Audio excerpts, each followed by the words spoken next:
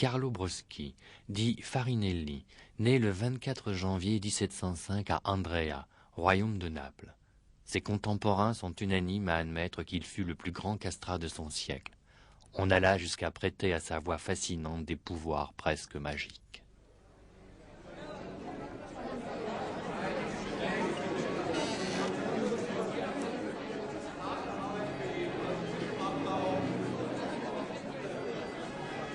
Que reste-t-il de la voix d'un castrat? Rien qu'un soupir, celui du mystère, l'haleine d'un ange. Il y a plus de 2 siècles que Farinelli a disparu, que sa voix s'est éteinte avec ce souffle qu'on disait divin. Il continue à nous fasciner.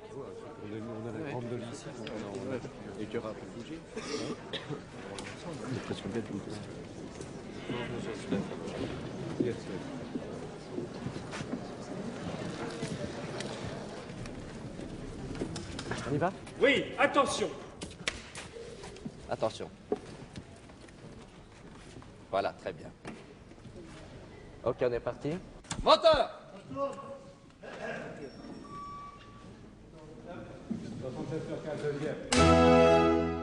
Action!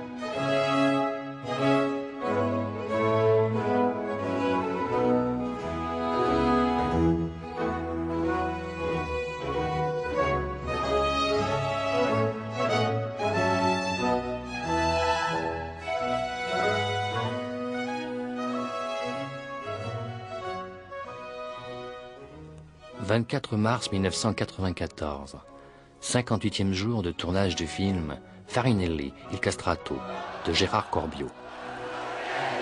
La scène qui se tourne aujourd'hui s'appuie sur un fait historique. Nous sommes à Londres, en 1734, au Théâtre de la Noblesse. La représentation se termine. Exaltée par le chant sublime de Farinelli, une femme se lève et crie « One God, one Farinelli ». Carlo Broschi devient une figure de légende et pour beaucoup le plus fabuleux chanteur du monde.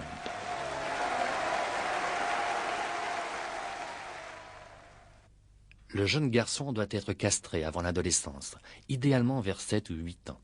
Le but de la castration est d'empêcher la production d'hormones mâles, la testostérone, responsable de la mue. L'incision se fait au niveau de l'aine. Le cordon inguinal est sectionné, les testicules ne sont plus irrigués, ils s'atrophient rapidement et sont désormais incapables de remplir leurs fonctions. Le chirurgien était souvent le barbier du village. En guise d'anesthésie, on administrait à l'enfant une potion à base d'opium et on comprimait les jugulaires pour plonger le garçon dans une sorte de coma provisoire. L'absence de mue, provoquée par la castration, conservait à la voix la pureté des aigus de l'enfance, la souplesse cartilagineuse et l'agilité du larynx. De petites cordes vocales comme celles d'une femme et une soufflerie énorme faisaient des castrats de véritables monstres chantants. L'appareil phonatoire était à la mesure de la monstruosité physique. La brutalité des caricatures permet de visualiser la morphologie du castrat. Farinelli, vu par ses contemporains. Cage thoracique anormalement développée, la chevelure est souvent abondante et très belle, bien que la pilosité soit absente. Muscles fins, souples et très mobiles. Taille extrêmement haute, élongation exceptionnelle des bras et des jambes.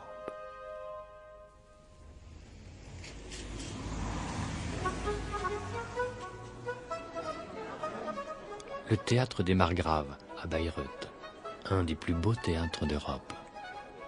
Par un de ces miracles qui parfois défient le temps, tout ici est demeuré inchangé, parfaitement conservé, figé dans une splendeur qui semble éternelle. Dans quelques heures, transfigurés par un minutieux travail de reconstitution, ces hommes et ces femmes de notre époque vont plonger dans le passé. S'il est possible, sans trop de peine, de revenir au cœur d'une époque et de recréer l'image, que faire pour ressusciter la réalité d'une voix perdue? Il nous a fallu tout recommencer à zéro, créer nos propres iconographies sonores. C'est l'itinéraire de cette aventure que nous allons suivre.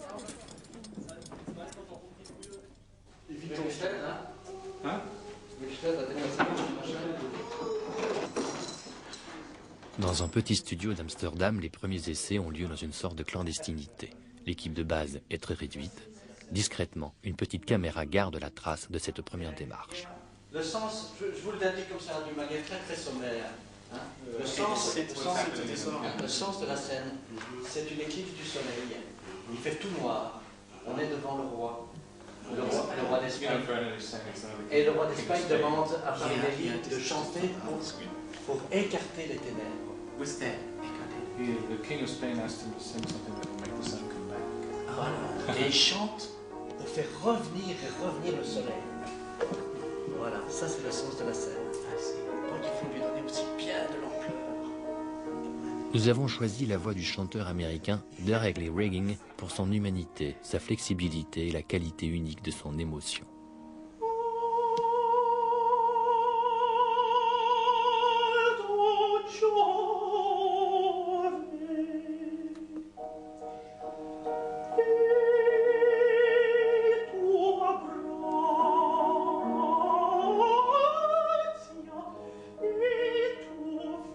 Aujourd'hui, le pari qui nous tente et que nous envisageons depuis quelques mois s'impose avec évidence. La solution la plus folle devient la seule possible et donc la plus sage. In the end, you guys could use a soprano with a really unusual voice. That might work. You know what I mean? No. You know, with a really unusual voice. Une femme avec une grande tessiture ferait peut-être l'affaire toute seule, elle toute seule. Voilà. We thought of It's that. possible. We thought of that. Si ça ne marche pas. Si ça ne marche pas. Mais je ne cherche pas ça. Je préférerais très nettement faire cette expérience-ci. C'est d'avoir une voix d'homme et une voix de femme. Ça, c'est la base. Mais c'est très risqué ce qu'on entreprend. Mais on croit que ça va marcher. Nous cherchons la voix féminine. Qui va avec la vôtre. La vôtre, c'est la base. Oui. Ce qu'il y a à chercher maintenant, c'est la voix de femme. Le plus voisin possible. Yeah.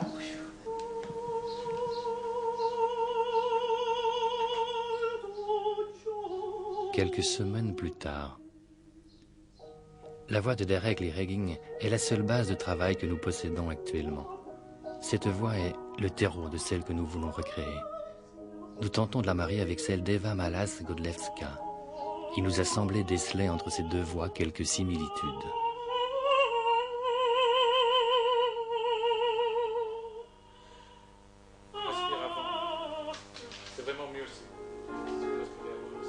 Jean-Claude Gabrel, ingénieur du son et musicologue. C'est chez lui, dans son studio en Suisse, que va se concrétiser la véritable aventure. Il faut vouloir s'engager dans une histoire comme ça. Hein.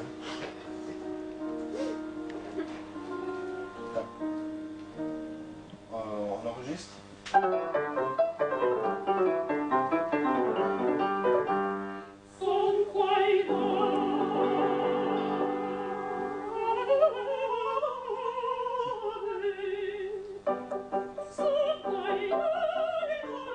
Pour arriver à couvrir les 3 octaves et demi de la voix de Farinelli, performance qu'aucun chanteur n'est plus capable d'accomplir, nous avons créé des relais entre les deux voix, la féminine chantant les parties aiguës, la masculine assurant les graves. On sent déjà maintenant, sans avoir fait de montage et de coupure, que c'est des voix qui se marient.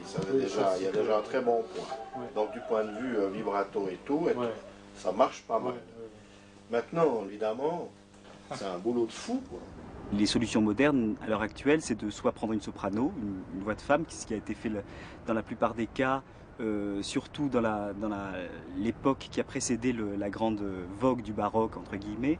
Et puis, il y a eu la vogue du baroque avec le phénomène du contre-ténor et du falsettiste qui a suscité pas mal de controverses, dont on se souvient certainement. Mais effectivement, on arrive toujours à quelque chose d'un peu imparfait. Et puis finalement, on s'est dit que malgré tout, on voulait encore quelque chose de plus inouï, dans le sens premier du terme. Et Gérard Corbiot et moi, on s'est mis d'accord sur une formule tout à fait nouvelle et inédite, mais possible uniquement justement du point de vue technique, c'est-à-dire que ça, on ne pourrait pas le faire sur scène. C'est qu'on va utiliser donc une voix de falsettiste mâle et puis une voix de femme pour tout le registre aigu, puisqu'on sait que Farinelli allait jusqu'au contrut. Tout est à présent fin prêt pour les enregistrements. Christophe Rousset et son orchestre des talents lyriques se sont joints à l'aventure. Un disque sera enregistré pour la firme Ovidis qui produit en même temps la musique originale du film. Les talents lyriques jouent sur des instruments anciens et Christophe Rousset a mis au point une interprétation originale afin d'associer les impératifs historiques aux demandes de la mise en scène.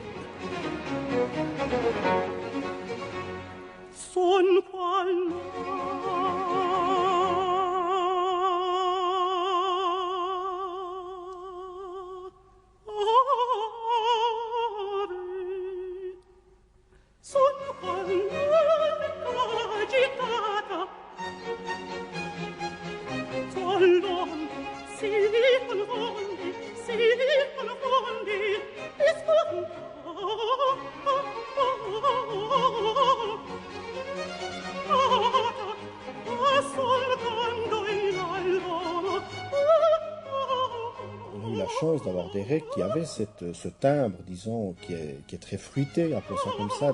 Et là, il a ce grain un petit peu blanc d'enfant et tout ça. Et ça, je trouve assez fantastique.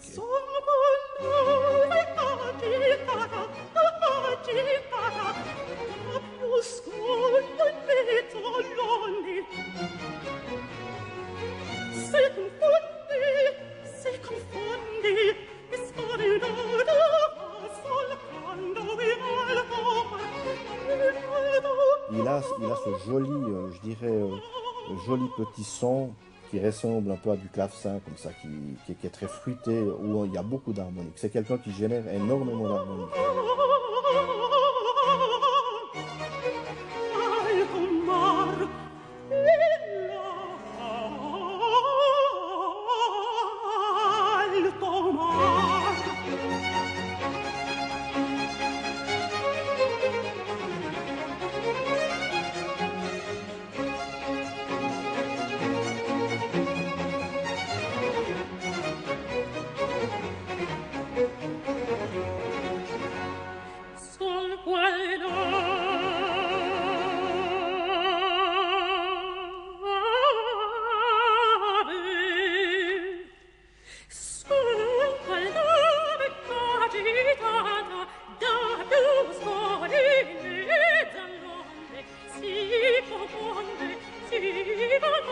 La voix de la soprano a une dynamique assez extraordinaire. Donc on peut dire ça, c'est une grande voix qui peut diminuer sa voix jusqu'à un certain stade.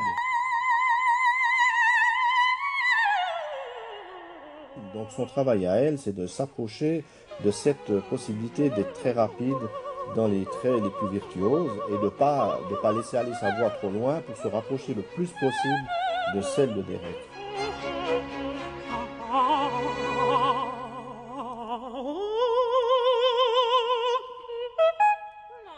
Mais elle ne peut pas le faire quand même, il y a des limites, elle fait un maximum.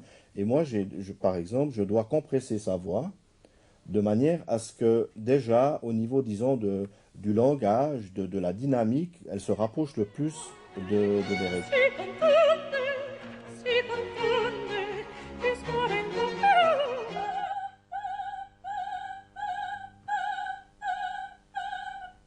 Quel chemin parcouru! Il y a à peine 2 mois, nous entreprenions un long travail de laboratoire. Sur les échantillons de ces 2 voix, pris comme cobayes, des essais de modification étaient tentés afin de trouver les talons de la 3e voix, celle de Farinelli.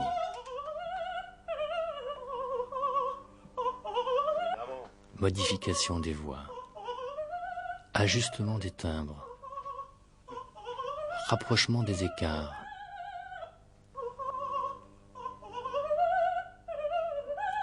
Malgré les prouesses de la technique, les voix résistaient. On entendait toujours 2 voix.